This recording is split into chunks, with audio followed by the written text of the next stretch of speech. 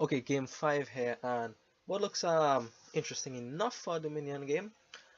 So what are the things to do on this board? Well, there's Jester to gain things, or maybe junk your opponent.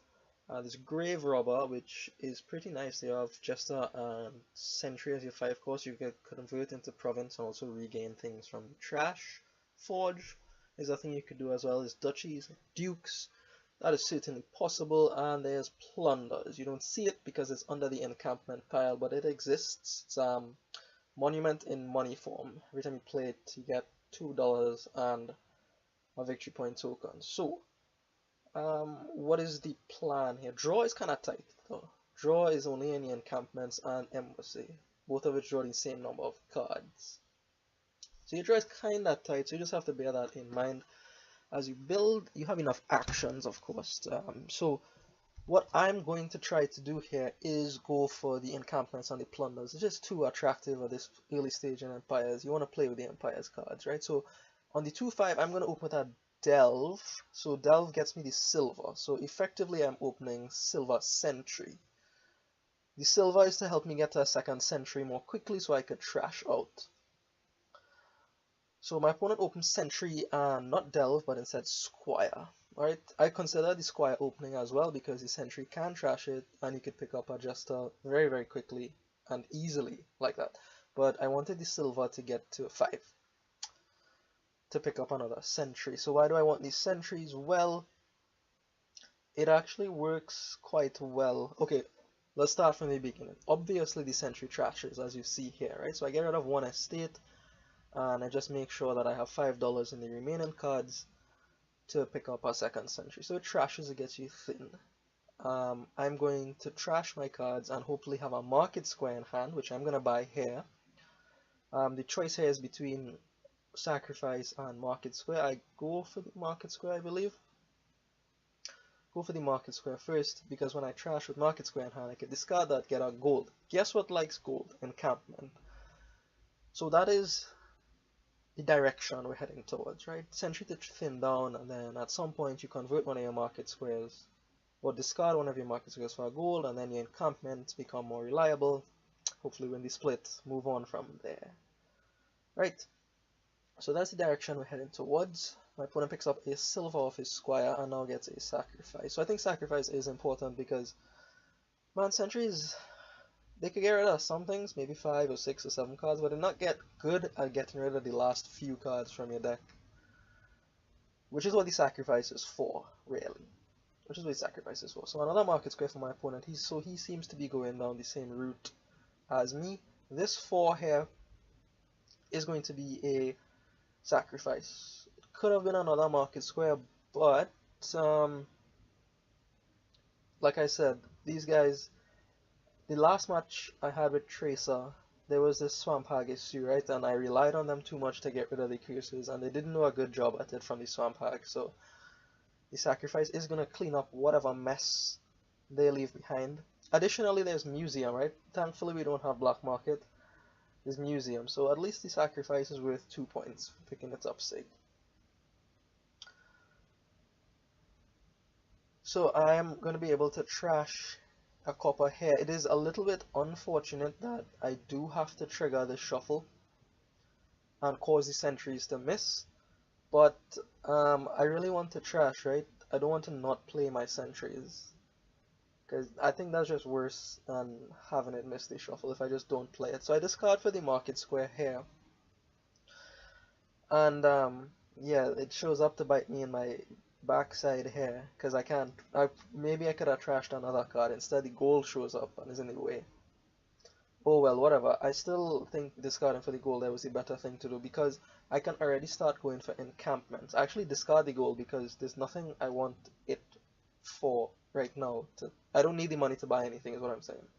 So I get rid of it just to cycle a little bit and get me back to my sentries more quickly.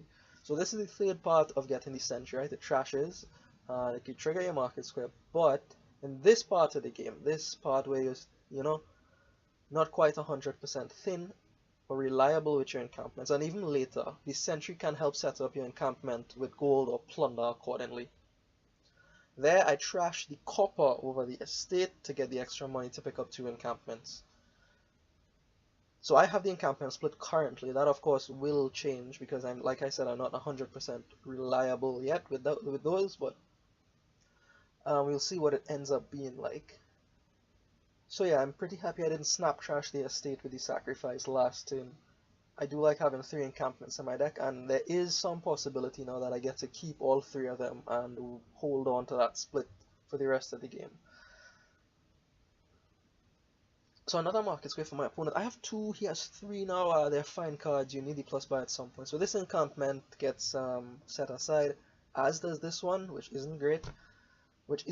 But I think I'm guaranteed here if I play the market square first to... Actually, no.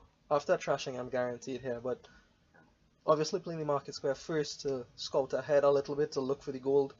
Sentry gets rid of 2 things there. Very pleased, as the first time in the game I was able to get rid of 2 cards. And I'm able to at least preserve or hold on to one of my encampments. So here I have the choice of getting what, $8 or $9, and 9 doesn't really do much for me. 10 would have done a lot for me. That could have been something like Embassy Plunder, I believe. That seems reasonable to me here, but the difference between 8 and 9 isn't really a big deal.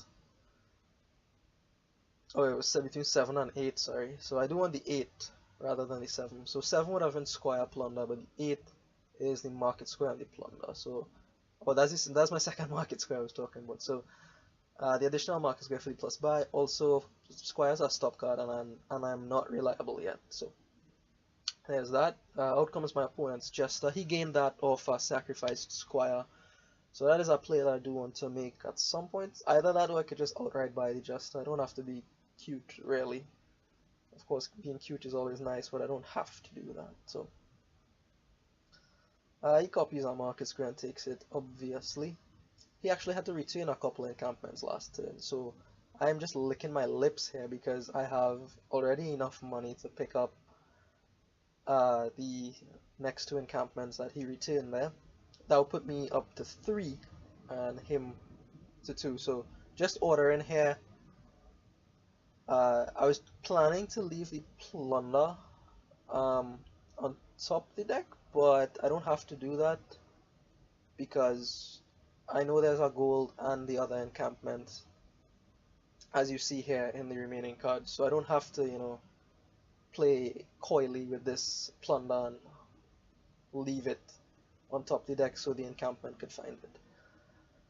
So things are going along very, very nicely for me here. I'm winning the encampment split, and this encampment split should remain with me for the rest of the game here. I do have now 1 gold, 1 plunder. The deck is that much more thinner. So my opponent picks up another encampment, I believe. Yeah, 1 encampment there. The plunders are revealed, and another sacrifice. So for now, like I said, there's a couple options you could take your deck down here, right? You could go for the grave robbers for provinces, or you could go for your encampment points. And I'm gonna go, not encampment, plunder points. I'm gonna go for the plunder points here, just trying to be as reliable as possible.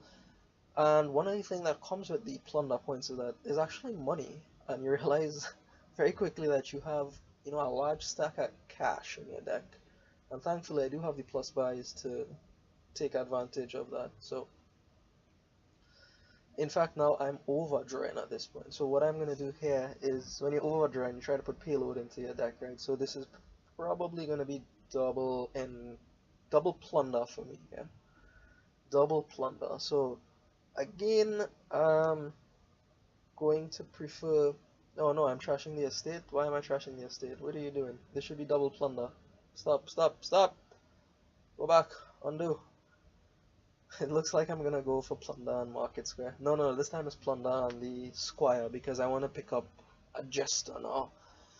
I expect to be gaining fairly nice things off my opponent's deck here, even though he's perhaps a little bit fatter than me in terms of the deck size. I can hopefully still gain some nice things. He's not terribly worse off in that regard. So his forge comes out and picks up a plunder, And here I'm going to make the play, go for the sacrifice on the squire to draw a couple cards and pick up a jester. And actually I also trigger this market square, so a lot of things got done because of that square. You know, kind of a harsh life to be bought just so that you could be trashed, but that's how things go sometimes. Sorry, squire. So now things are looking very, very stable for me here, and I'm just going to build my deck up a little bit more, and then I'll turn for provinces. I don't really think I want to go after the grave robber plan. Like I said, draw is a little bit tight, and I have to support a bunch of plunders now because I realize, look, you're probably going to win the split here. So I have 2 already, and here I didn't see my other market square, otherwise this would have been beautiful. 15 and 3 buys would have been an easy embassy double plunder, but 15 and 2 buys is just the embassy and another plunder. So the embassy is gonna help a lot with pairing the encampments with the golds or the plunders. At this stage I really don't want to retain any of those encampments. My opponent will just happily gobble them up and I'll be out of draw and actions. So just trying to make sure that they remain in the deck for the entirety of the game. So an embassy comes out on another plunder. And on this turn I actually have enough money to go for double province and a market square, I believe, which is great. My opponent is going to pick up the last plunder here, but he still isn't able to draw through his whole deck. I think it's just shuffle luck at that point, I believe. Just has him in a worse position. Because we both open the same... No, we didn't actually open the same. Never mind. I'll hush my mouth now. So again here, like, you can see the Sentry being useful. I could discard those things. Those things aren't really important.